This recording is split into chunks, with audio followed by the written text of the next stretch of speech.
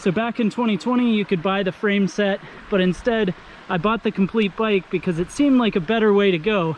To kind of get everything rolling. Oh God, she's going for a swim.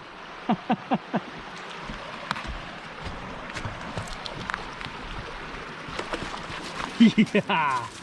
Woo! Shake it off. So one of the first major things I did was I dropped off the RockShox 35 fork for this Fox 34 Performance.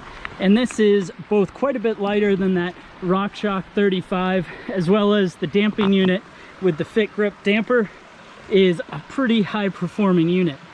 The other major upgrade that I did was we've got Shimano's SLX drivetrains. This is the new SLX M7100, which is the 12-speed drivetrain, and for the most part this thing has been downright flawless.